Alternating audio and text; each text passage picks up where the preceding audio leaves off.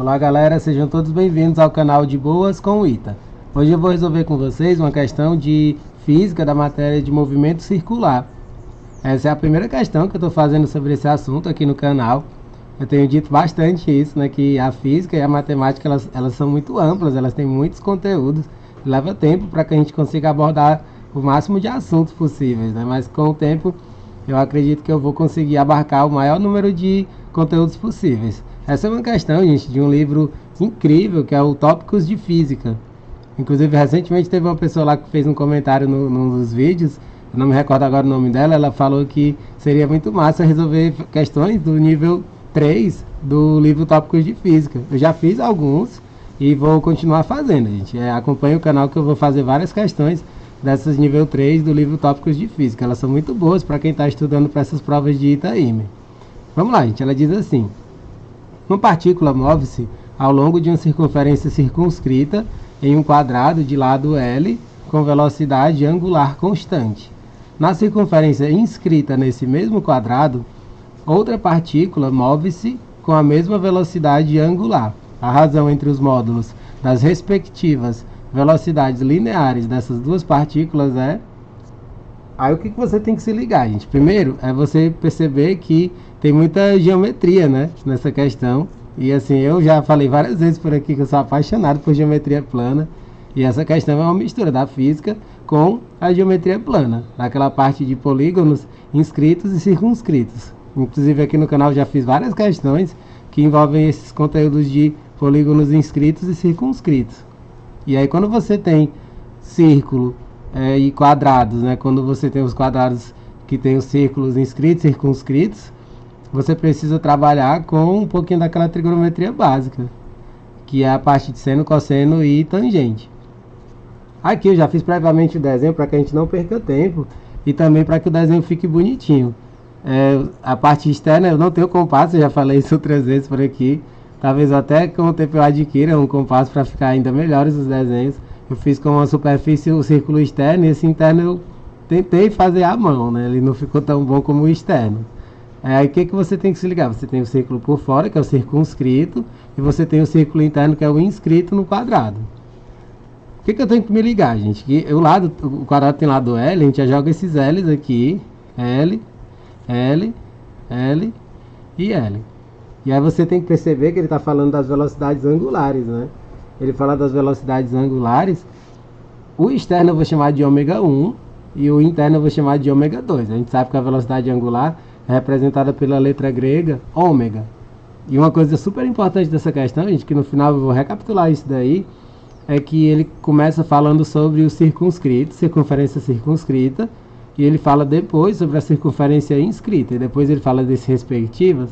Ou seja, você tem que considerar a primeira como sendo a externa e a segunda como sendo a interna. Se você inverter, você erra essa questão por besteira, você erra por pura desatenção, não é nem porque você saiba ou não saiba, beleza? O 1 é o externo, o 2 é o interno. O que a gente faz agora? Eu sempre gosto, gente, quando eu tenho essa parte de inscrito e circunscrito, começar pelo mais fácil, né? O mais fácil é o interno, assim. O interno, só de bater o olho você já sabe logo. Você tem que se ligar dos raios, os raios internos e o raio externo. O raio interno você vai ter Rzinho. E olha que bacana, gente. Você percebe pela figura que ele está exatamente no ponto médio do quadrado. Se ele está no ponto médio do quadrado, você já sabe diretamente que ele vale L sobre 2. Não é simples, né? Quando eu ensino isso aqui para os alunos em sala de aula, eles ficam dizendo: pô, é só isso, é fácil assim. É, gente, é fácil assim. Você vê pela figura que ele está no ponto médio, é a metade do lado. Agora vamos para o externo. O externo a gente tem que fazer isso daqui, ó. A gente sabe que aqui você tem 90 graus, né? E aí a gente tem que pegar esse segmento, para poder fazer o externo. A gente faz esse segmento aqui que você consegue perceber claramente que ele se transforma na hipotenusa de um triângulo retângulo. E olha só, gente, como essa figura ela é toda regular, bonitinha. Aqui eu tenho R como sendo L sobre 2. E bem aqui você não tem um ponto médio. Esse tracejado que eu fiz aqui é o apótema. O apótema ele pega o ponto médio. Aqui você vai ter L sobre 2. E olha só, você tem L sobre 2 e L sobre 2. A hipotenusa, gente, que vai ser o Rzão. Acho que todos vocês já estudaram bem isso. A gente não precisa fazer o teorema de Pitágoras, porque isso aqui é como se fosse a diagonal de um quadrado. Ela é simplesmente o lado raiz de 2, só que o lado não é L sobre 2. Sendo L sobre 2, você vai ficar com L raiz de 2 sobre 2. Aí eu já coloquei as duas medidas do Rzinho e do Rzão na própria figura. Eu quis fazer esse desenho grandão até para facilitar a nossa vida, né? De poder escrever Rzinho e Rzão na própria figura. Feito isso, gente, isso daqui é a parte principal da questão, sabia? Isso daqui já vai o quê? Uns 80% da questão já foi resolvida. Agora a gente vai para a parte da física. Essa questão ela tem mais matemática do que física, gente. Acho que vocês já deram para perceber isso, né? Já deu para perceber que essa questão é mais matemática do que física. Vamos lá, a gente tem que lembrar da velocidade angular. Ela tem uma relação com a velocidade linear, dada por essa fórmula aqui, ó, que é V ômega R. Essa fórmula aqui ela é super importante, que relaciona a velocidade linear com a velocidade angular, né? Velocidade linear.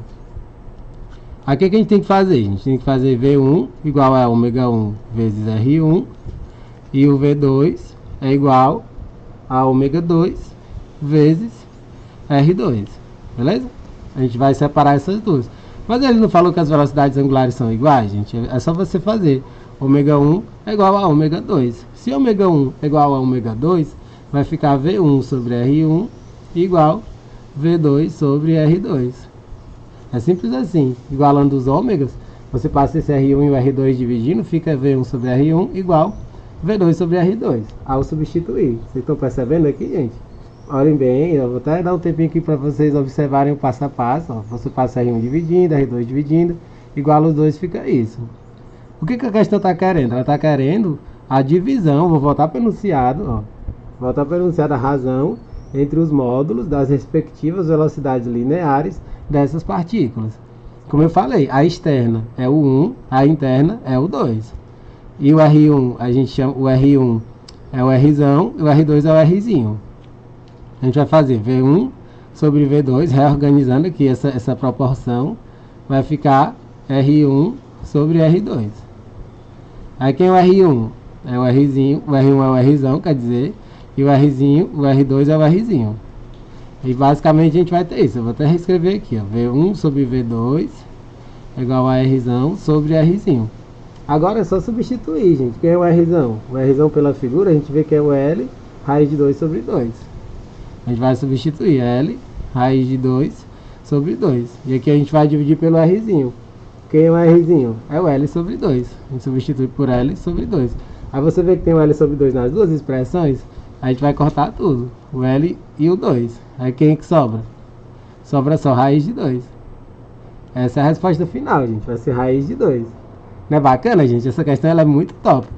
E eu quero, inclusive, fazer esse adendo, gente. Se você se confundir colocando o interno antes do externo, você fazendo ao contrário, fica 1 sobre raiz de 2. Se você fizer 1 sobre raiz de 2, fica raiz de 2 sobre 2. E aí tem um dos itens que mostra isso, ó.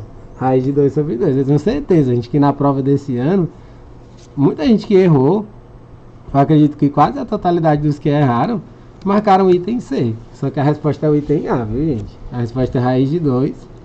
E aí não confundam para marcar o item C por desatenção. Você tem que ler bem o enunciado dela, ele diz que é o externo e depois o interno. Sendo dessa maneira, fica raiz de 2 como resposta final. Beleza? Espero que vocês tenham entendido. Não deixem de dar um joinha no vídeo, compartilharem com os amigos de vocês, seguirem o canal e acompanhar os próximos vídeos que forem chegando. Valeu, galera!